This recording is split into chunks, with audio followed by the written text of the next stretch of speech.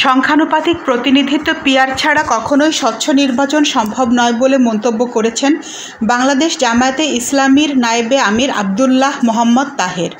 তিনি বলেন, যারা পিআর পদ্ধতিতে সুষ্ঠু নির্বাচন চায় না তারা জানে নির্বাচন হলে তারা ক্ষমতায় যেতে পারবে না। রোববার 17 আগস্ট রাজধানীর ইঞ্জিনিয়ার্স ইনস্টিটিউশন বাংলাদেশের হলরুমে বাংলাদেশ জামায়াতে ইসলামী আয়োজিত জুলাই ঘোষণা এবং জুলাই সনদের আইনি ভিত্তি প্রদান ও আমাদের করণীয় শীর্ষক জাতীয় সেমিনারের সভাপতির বক্তব্যে তিনি আহ্বান জানান।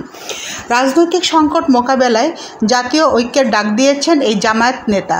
বিএনপি সহ সব রাজনৈতিক দলের প্রতি আহ্বান জানিয়ে বলেন, জাতি আজ ক্রান্তিলগ্ন অতিক্রম করছে, আসুন আমরা সংলাপে বসি। এ সময় তিনি প্রধান উপদেষ্টাকেও সব দলকে নিয়ে আলোচনায় বসার অনুরোধ জানান। ডক্টর তাহের বলেন, যারা সুষ্ঠু নির্বাচন চায় না তারাই নির্বাচনের বিরোধিতা করছে। তারা জ্যানত্যান একটি নির্বাচন দিয়ে পুরনো ফ্যাসিবাদকে ফিরিয়ে আনতে চায়। তিনি বলেন, অনেকে ভাবছেন আমরা বিভক্ত হয়ে গেছি। আমাদের মাঝে জুলাইয়ের চেতনা এখনও আছে, আমরা বিভক্ত হইনি।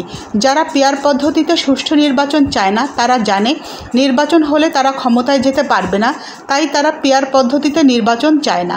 এই নেতা বলেন, নির্বাচনের পরে যারা ক্ষমতায় যাবেন তারা জুলাই সনদ বাস্তবায়ন ও এর আইনি ভিত্তি দেবেন।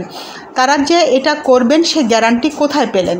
নির্বাচনে জেতার ও ক্ষমতায় যাওয়ার গ্যারান্টি তো ফ্যাসিস্ট হাসিনা দিত। তাদের কথার মধ্যে ষড়যন্ত্রের গন্ধ পাওয়া যায়। ডক্টর তাহের বলেন, ঐকমত্য কমিশনে আমরা চড়ুইভাতি খেলতে যাইনি, সেখানে আমরা অনেক কিছু ছাড় দিয়েছি।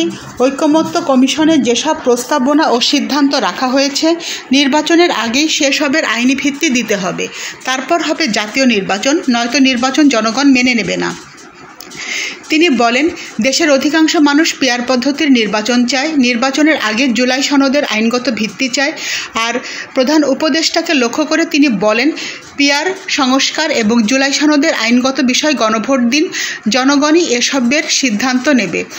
তিনি আরও বলেন, আমরা শান্তি চাই, কিন্তু জুলাই সনদের আইনি ভিত্তি প্রদানের আগে এবং পিআর পদ্ধতি ছাড়া নির্বাচনের উদ্যোগ নেওয়া হলে দেশের জনগণকে সঙ্গে নিয়ে সরকারকে দাবি পূরণে বাধ্য করা হবে। নয়নতারা নিউজ, ঢাকা।